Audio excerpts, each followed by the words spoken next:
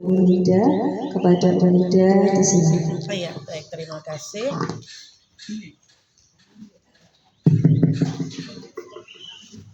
Bismillahirrahmanirrahim. Assalamualaikum warahmatullahi wabarakatuh. Waalaikumsalam warahmatullahi wabarakatuh.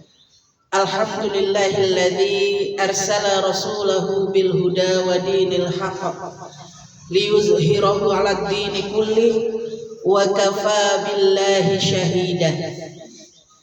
Asyhadu an la ilaha illallah al-malikul haqqul mubin wa asyhadu anna Muhammadan abduhu wa rasuluhu sadiqul wa'dil amin. Allahumma fassalli ala Muhammad wa ala alihi wa ashabihi wa man tabi'ahu ila yaumiddin, amma ba'd. Alhamdulillah, ibu-ibu pengajian Bina Keluarga Lansia Ngudi Laras yang Masya Allah pagi ini kelihatan seger dengan lemonnya. Enggak kecut, enggak ada, paling dikit tadi habis olahraga. Masya Allah ya, mudah-mudahan panjenengan selalu diberikan kesehatan oleh Allah. Amin. Niat dan semangat untuk tetap thalabul ilmi. Semoga Allah meridhoi setiap langkah panjenengan dalam kebaikan. Amin. Ibu-ibu, pagi hari ini memang beda ya. Harusnya bukan saya. Saya dihubungi kemarin sore kayaknya. Iya ya Bu, siang ya. Dan saya sempat awalnya menolak karena memang saya jam 9 itu ada agenda untuk syuting. Siapa yang meminta tanda tangan? Saya artis. Bukan saya yang jadi artis, Bu. Saya jadi produsernya, jadi sutradaranya, jadi writernya, jadi pengarah acaranya gitu. Saya orang di balik layar. Tapi saya berpikir kesempatan untuk thalabul ilmi itu sayang sekali kalau dilewatkan. Allah memberikan saya kemudahan untuk bisa menjadi manusia yang paling bermanfaat. Sebagaimana sabda Rasul, mereka yang terbaik adalah yang belajar agama dan mengajarkannya. Maka ibu-ibu, saya tidak sedang meninggikan diri saya bahwa saya adalah orang terbaik, tidak. Tapi panjenengan semua yang hadir di sini pun adalah manusia-manusia pilihan Allah. Dikala orang lain berpikir di hari libur acaranya adalah healing, shopping, pening ujung-ujungnya. Coba healing, shopping, pening. Ya lah. Tapi panjenengan justru memilih di hari libur ini untuk tetap bisa menjaga kesehatan dengan senang, untuk bisa tetap menjaga kesehatan mental dengan ngaji. Itu terbaik insya Allah. Saya benar-benar mendoakan semoga nanti kita dikumpulkan Allah juga di akhiratnya, di surganya. Paling tidak kita saling manggil, gitu ya. Mana ini dulu kita sama-sama loh lagi belajar di Ngudi Laras, gitu kan. Kita sama-sama saling ngaji, saling mengingatkan mana dia gitu. Ya Allah, temanku yang ini belum hadir di sini gitu. Ya, mudah-mudahan Allah beri kesempatan kita untuk bisa bertemu kembali di surganya. Ibu-ibu yang dirahmati Allah, selanjutnya saya pengen minta maaf dulu nih, ya. Saya kemarin memang menjanjikan ke Ibu Pranti bahwa karena saya nggak bisa jam 9 8 sampai jam 9, saya minta dimajukan setengah 8 sampai setengah 9. Nyatanya juga namanya rencana ya Bu, ada aja. Jadi saya tidak akan mencari banyak alasan, saya cuma pengen minta maaf saja karena tidak tepat waktu hari ini.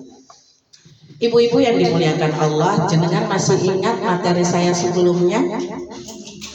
Nggak usah malu, nggak usah malu. Kalau lupa ya lupa aja, nggak apa-apa.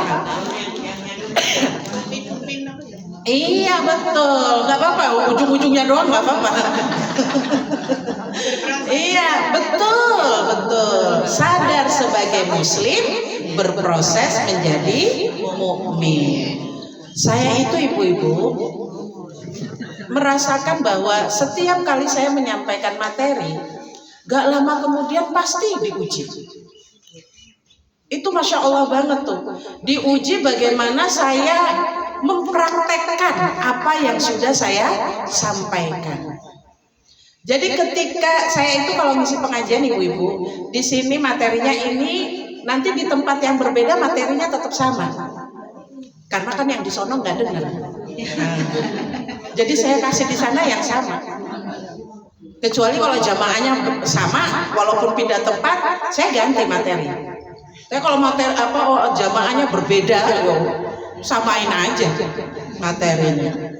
Dan justru pengulangan itulah yang akhirnya saya memang merasa diuji terus sama Allah. Ini kok kayaknya eco banget ya dia. Terlalu menggema. Ini Ibu Tari di mana? Saya kok belum lihat. Hah? Oh iya, makanya ini kok menggema. Kalau beliau yang pegang kan langsung. Oh beda. Oh iya. Oh iya, bukan yang emas ya.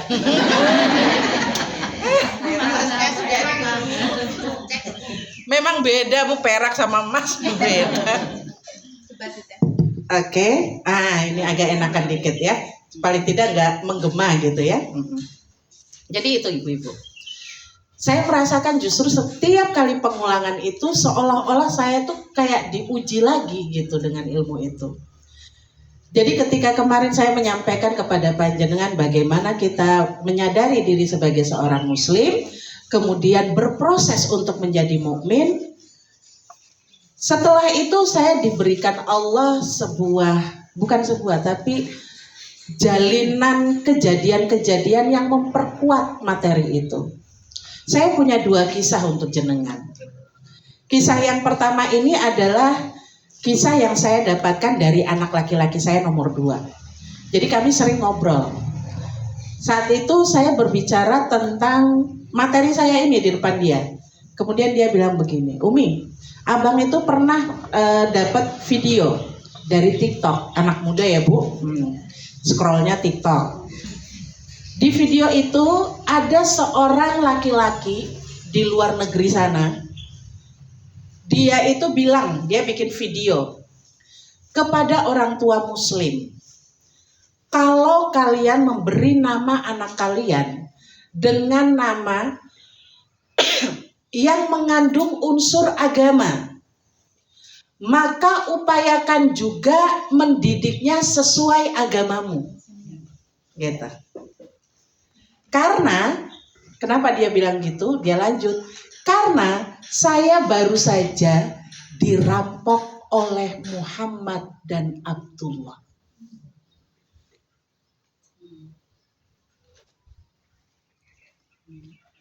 Saya mendengar itu ibu, ini merinding lagi saya sekarang ini. Nama yang indah, nama yang mulia, Muhammad, Abdullah. 2 orang dengan nama mulia itu justru jadi perampok.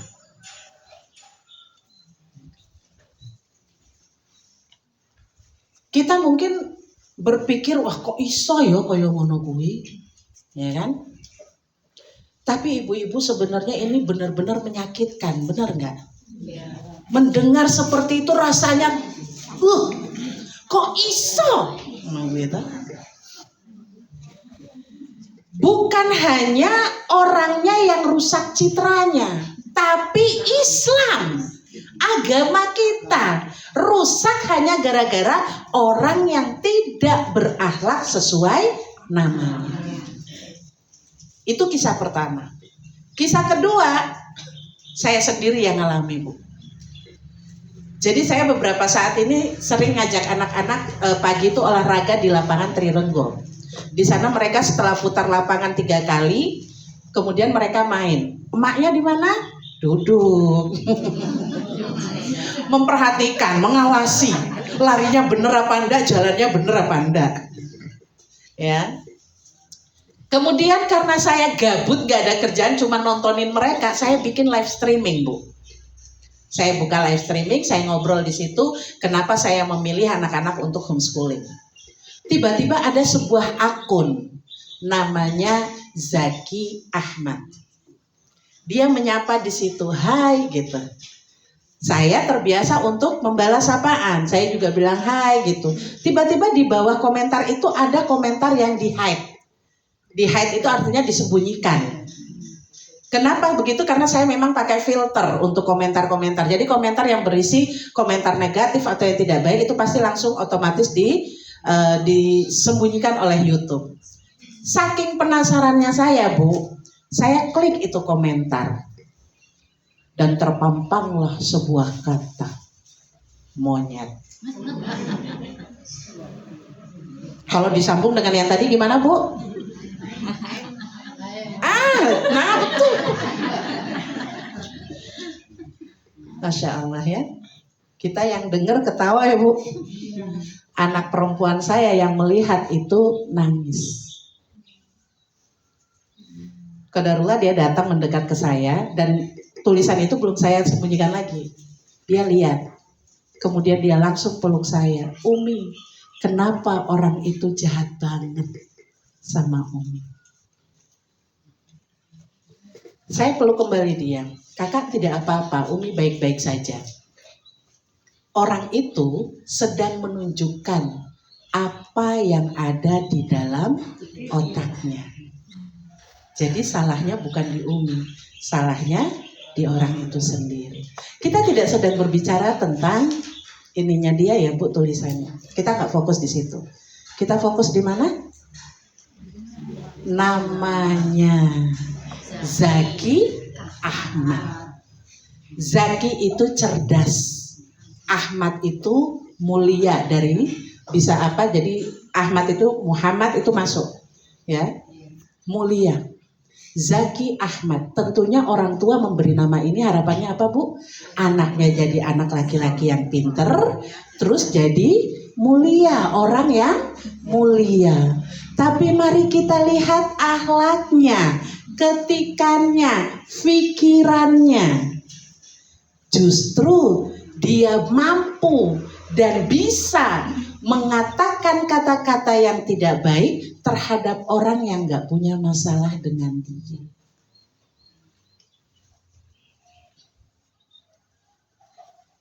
Miris ibu-ibu. Ya. Dalam hal ini, harapan kita orang tua memberi nama anak yang indah. Indah tidak hanya dari segi pengucapan, tapi makna. Tapi sayangnya, anak yang tumbuh ini tidak mencerminkan namanya. Yang jadi pertanyaannya, apa yang salah? Ya enggak? Kok bisa ada ketidaksinkronan antara nama dan akhlak?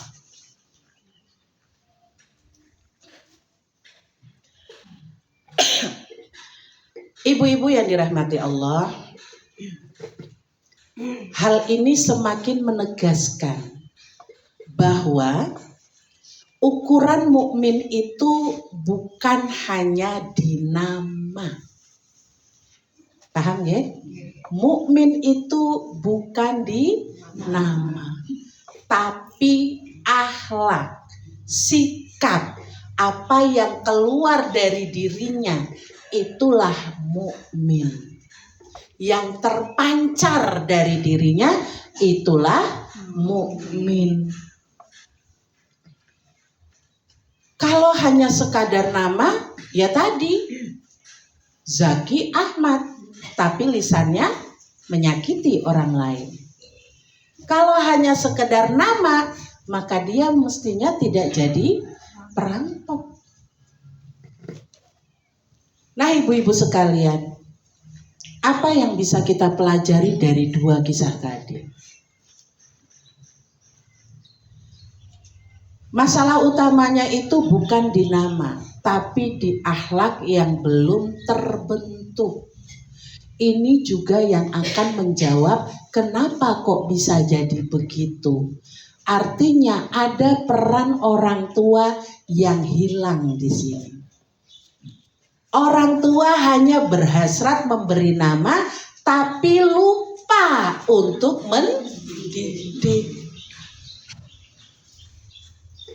Mungkin kita bisa tinggalkan Zaki Ahmad, kita tinggalkan Muhammad dan Abdullah yang menjadi perampok tadi. Coba kita lihat dalam keluarga kita, dalam diri kita. Apakah akhlak kita sudah mencerminkan nama kita? Ya, maka rasanya kalau sebagai seorang mukmin, ketika dia mau bertindak, dia harus mikir dulu, tindakan saya ini akan mencoreng nama saya apa enggak? Nama dikasih indah, Raudhatul Jannah. Sekarang ada tambahan CPLA di belakang, Bu. Ya, paralegal. Tapi nek kelakuannya, omongannya menyakiti orang, setiap ketemu tatapan matanya setajam silet. Ya tentunya tidak akan menggambarkan Raudhatul Jannah. Taman surga, yang ada itu taman neraka. Aduh, kan dia panas kan gitu. Coba sekarang kita lihat ke dalam diri kita, namaku sopo yo, wah malah lalu. Coba diperhatikan namanya sendiri. Kira-kira akhlak saya ini sudah mencerminkan belum? Sudah tercermin dalam sikapku apa belum? Ya. Namanya Siti Fatimah. Nah, Ibu Lurah kan. Ada lagi Siti Aisyah. Siapa meneh, Bu?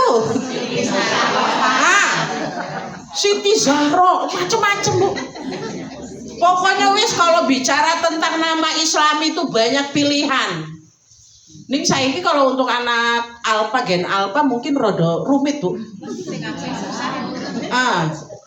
Fatimah aja bisa dibikin belok itu hurufnya itu ya. Maka kalau panjenengan pernah ingat ada yang berkata, apalah arti sebuah nama? Dalam Islam nggak ada ceritanya tuh. Nama adalah doa. Jadi jangan pakai apalah arti sebuah nama. Nggak ada itu. Islam jelas. Nama adalah doa. Kenapa bisa belok, Bu? Biasanya akhlak itu. Kadang gini, kita hati-hati dengan panggilan ya, Bu. Namanya wis apik. Raudhatul Jannah misalnya. Ada ini, saya punya kenalan tuh. Nama anaknya udah bagus, Haikal. Panggilannya sama, Bu?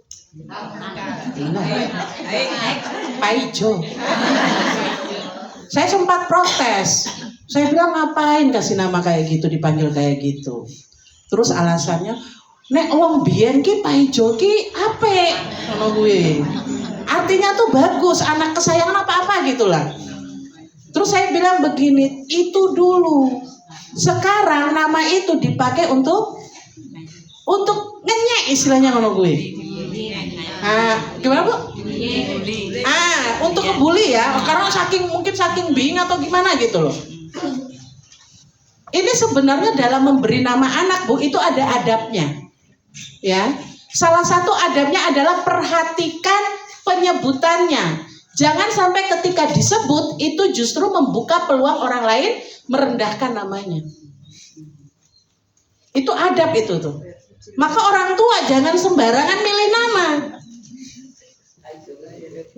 Ada yang kasih nama Muhammad Hasad. Pengen islami. Ini nggak ngerti artinya. Hasad apa, Bu? Orang iri dengki. Muhammad kok hasad. Ada yang beri nama anaknya 17 Agustus. Lah ini terus piye?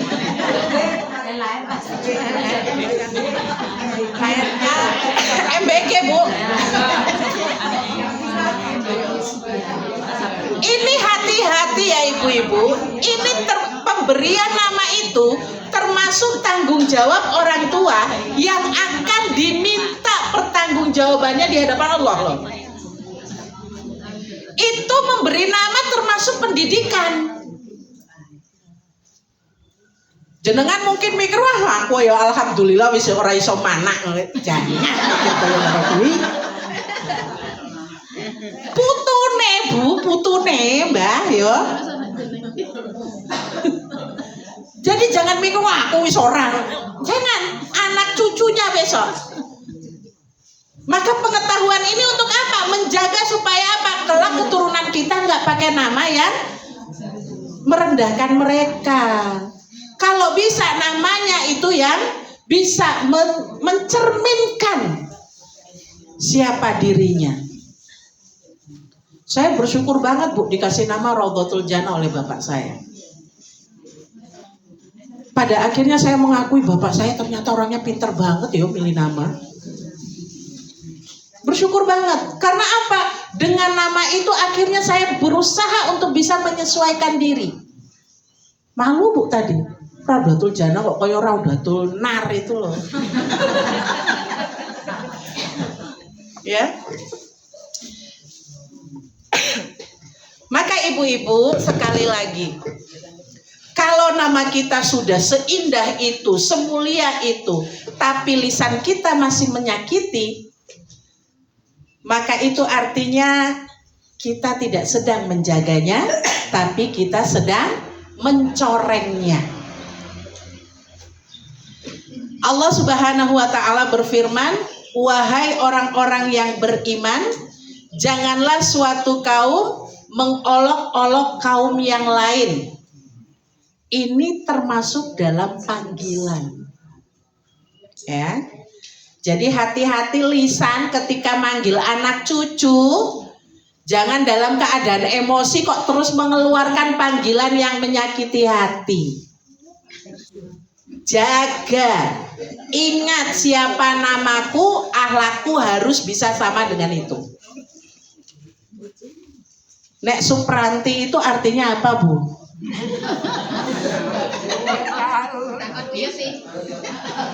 Saya ingat dulu nama ibu saya adalah Supriyati.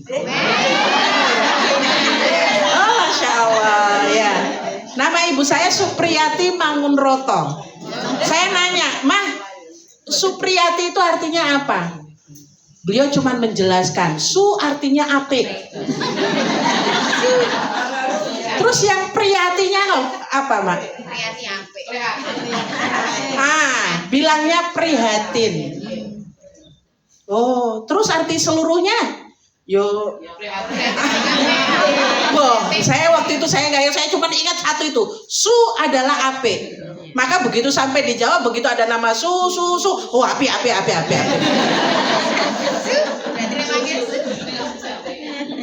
Wes apik. Pokoknya kalau udah ada Su itu berarti apik semua. Su harto, berarti hartanya apik. Wes gitu aja saya mengartikannya seperti itu. Berarti kalau dipanggil Su gitu nggak bisa marah. Kan ada yang berikutnya. Ya. Jadi ya begitu ibu-ibu ya. Maka coba kita refleksi kembali. Ketika hari ini kita merasa bangga memberikan nama anak kita dengan nama yang indah, nama yang mulia, sudahkah kita mengajari mereka dengan akhlak yang juga mulia? Bagaimana mereka harus berbicara dengan baik, bagaimana mereka menghormati orang tua, gitu ya. Kita bisa lihat sekarang anak-anak kita, Bu, ya, bagaimana mereka bicara dengan kita orang tua, apalagi kalau yang gen alpha, Bu. bisa lebih cerdas dari orang dewasa. Omongannya bisa lebih dewasa dari usianya. Itu gen alpha. Nggak usah kaget. Karena mereka memang mendapat informasi yang cukup banyak dan cepat. Oh, begitu lahir udah pegang HP kok. Perhatikan ibu-ibu ya, mungkin jenengan belum menyadari ini. Ketika seorang ibu menyusui anaknya, kemudian dia sambil pegang HP, otomatis volume dibesarkan ya Bu? Ya. Volume itu masuk ke kuping anak, itu mengendap di otak. Saat itu memang belum terpengaruh, tapi endapan itu akan dipanggil kembali saat dia sudah mulai membutuhkan informasi itu.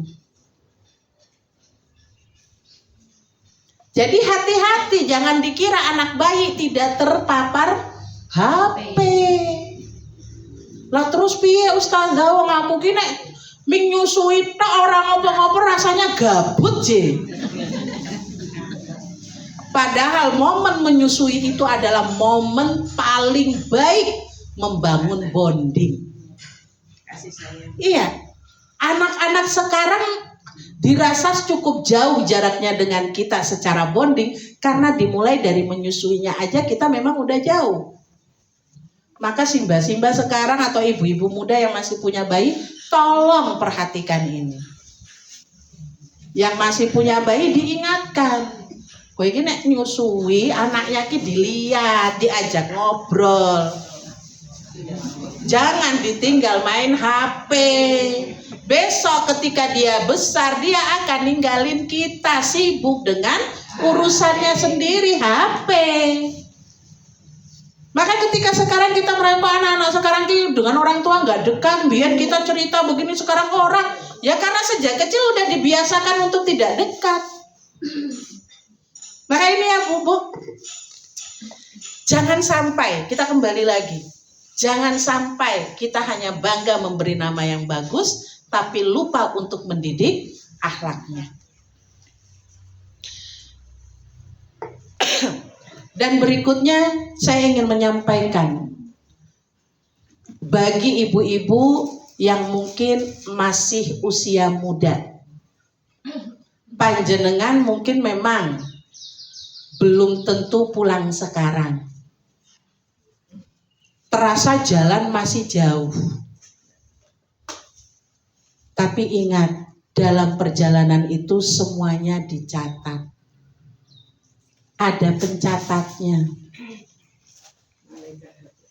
Ya. Jangan sampai catatan kita lebih banyak dengan hal-hal yang negatif.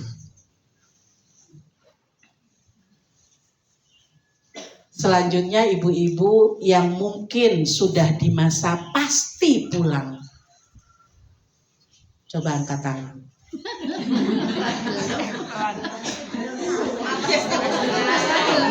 Simbah ragel angkat tangan.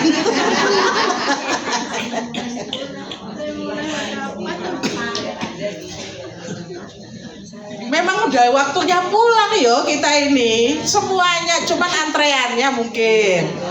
Sing muda-muda mungkin rodo panjang, tapi kata siapa? Jadi itu masanya masa masih belum tentu. Ning nek wis udah pasti, nah itu maksud saya itu.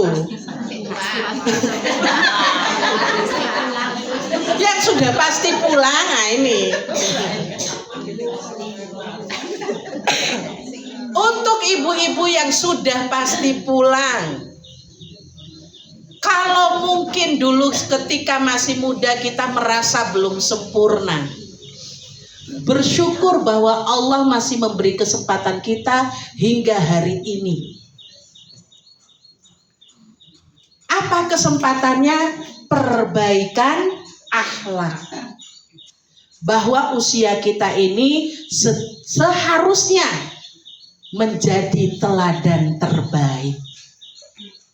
Jangan sampai kita memberi kenangan pada anak cucu kita sebagai orang tua, sebagai simbah, sebagai ibu, sebagai sesepuh yang tidak bisa dijadikan teladan. Sebagai orang yang sudah lebih tua, jaga lisan. Kadang mungkin kita itu udah capek menjelaskan ya. Puluhan tahun ngomongnya anak terus. Ketika tenaga udah nggak ada masih disuruh ngomong lagi. Kayak itu kesabaran tuh berkurang. Nenek saya dulu kayak gitu, Bu. Pokoknya ngomong dikit ngegas. Karena saya masih kecil, saya bilang, nenek kok pemarah ya orangnya. Ternyata saya sebelum menyampai usia beliau udah pemarah duluan. Padahal belum sampai usia beliau. Udah ngegas terus saya. Jadi memang perempuan itu kalau banyak ngomong itu wajar, Bu. Kita juga banyak yang diurus. Bersyukur ya, jenengan yang masih bisa banyak ngomong itu bersyukur banget, Bu. Minimal tidak ditahan di sini loh. Ning, tetap ada ningnya ya. Tapi, ketika kita boleh mengeluarkan dalam bentuk yang lebih baik, tidak asal keluar. Makanya saya bilang saya bersyukur banget Allah kasih kesempatan saya itu berceramah seperti ini. Ini kesempatan saya ngeluarin, Bu. Maka kalau bisa jenengan-jenengan juga ini jadi penceramah. Jadi ada punya kesempatan ngeluarin, Bu. Di rumah ceramah di rumah. Ning ceramahnya ya itu tadi ya, beda loh ceramah sama ngomel ya, beda. Kalau ngomel itu yang retetetetetet, bener salah pokoknya retetet. Kalau ceramah itu ada yang bisa diambil hikmahnya. Jenengan bikin pengajian di rumah apik, Bu.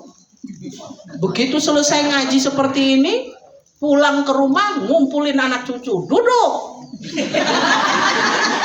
Simbah arek menyalurkan ilmu yang tadi Simbah dapatkan.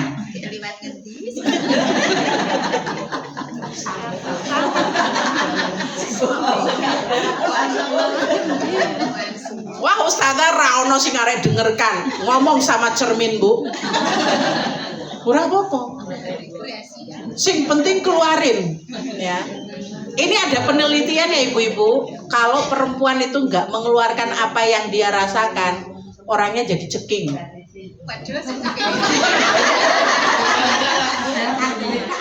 Untuk menyelamatkan saya, Bu. Enggak, bukan itu ya.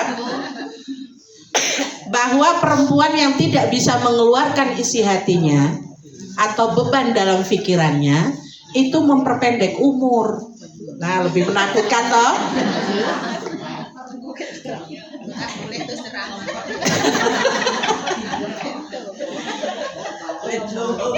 Artinya apa? Jenengan tetap butuh teman untuk cerita, ya. Tapi cari teman juga yang amanah, bukan penyiar radio.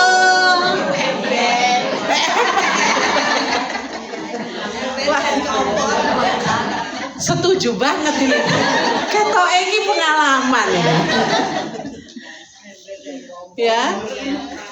Jadi gitu ya ibu-ibu, Masya Allah kita memulai dari nama, kita menuju kepada mukmin yang menyesuaikan nama dengan akhlak. Ingat, jangan sampai Aisyah, apa Aisyah jadinya? Jangan sampai yang bernama Aisyah kerjaannya tiap hari nyebarin berita. Jangan sampai yang namanya Fatimah kerjaannya ngomel terus. Jangan sampai yang namanya siapa lagi, Bu? Zahra, Az-Zahra. Hawa neming cari masalah karo wong. Ya. Tidak hanya yang Islami nama, tapi nama-nama jenengan mungkin yang berbau agama, berbau daerah seperti ibu saya tadi, Supriyati. Ingat, nama itu adalah harapan orang tua, doa orang tua kita. Saat inilah saya baru bisa menyadari kenapa bapak saya selalu berpesan, kamu dimanapun berada, kamu itu mencerminkan siapa orang tuamu. Maka sebagai anak sampai hari ini saya berusaha untuk tetap menjadi orang baik. Karena apa? Saya membawa wajah kedua orang tua saya. Maka jenengan pun seperti itu. Walaupun sudah yang umurnya masih belum tentu, sama umur yang sudah pasti tetap punya orang tua loh. Ya. Maka muliakan mereka dengan akhlak mulia kita. Itu salah satu cara kita menolong orang tua yang sudah tiada. Karena ketika jenengan berbuat baik, itu adalah amal jariah untuk kedua orang tua. Kalau memang jenengan cinta sama orang tua, sayang dengan orang tua, hormat dengan orang tua, maka berbuat baiklah. Setelah ini gak usah punya keinginan untuk melancarkan lisan kita dengan mengata-ngatai orang lain atau membicarakan keburukan orang lain. Kalau bisa yang dicari buruknya itu diri sendiri. Ya, cari bagusnya orang lain, cari buruknya diri sendiri. Kalau kita sibuk cari buruknya orang lain, gak selesai-selesai, Bu. Lagian jenengan kok ya bisa-bisanya ngambil alih tugasnya malaikat rokib ateng. Ntar malah nganggur malaikatnya. Apalagi yang harus ku catat, udah dicatat sama mereka. Ya kan gitu jadi.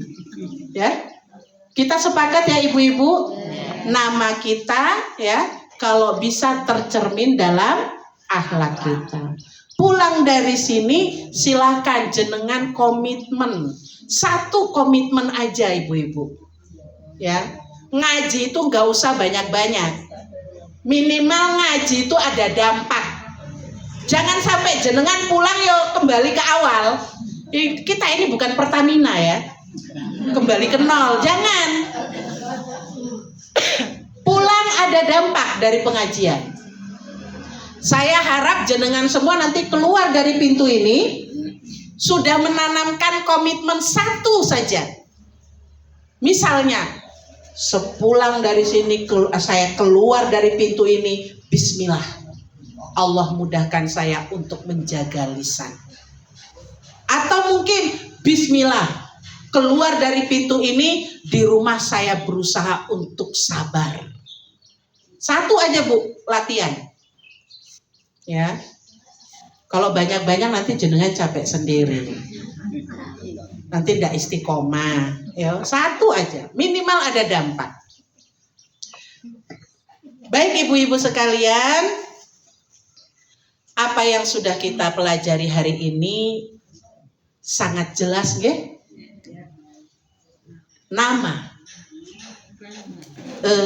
adalah cermin akhlak kita. Dari nama kita berproses menjadi mukmin. Awali dari nama aja dulu. Gitu nggih? Kita tidak sedang menghakimi siapapun ya. Yang kemarin-kemarin biarlah berlalu. Kita mulai dari pagi ini. Kita sedang untuk pulang ke dalam diri kita sendiri. Memulai dari diri kita sendiri. Saya harapkan dan saya doakan. Semoga Allah melembutkan hati kita. Amin. Dan menjadikan kita, anak-anak kita, keturunan kita, keluarga kita bukan hanya baik namanya, tapi juga indah akhlaknya. Semoga Allah mudahkan kita semuanya. Maka itu saja ibu-ibu dari saya. Apabila ada kesalahannya mohon dimaafkan. Selamat beraktivitas kembali nantinya. Jangan lupa komitmennya ibu-ibu ya. Besok saya tanya. siapa yang sudah bisa menjalankan komitmen. Itu saja, mudah-mudahan bermanfaat. Aku qouli hadza astaghfirullahaladzim astaghfirullahaladzim. Billahi taufiq wal hidayah. Assalamualaikum warahmatullahi wabarakatuh. Baik, terima kasih Monida. Mungkin sebelum ditutup ada pertanyaan dari ibu-ibu semuanya.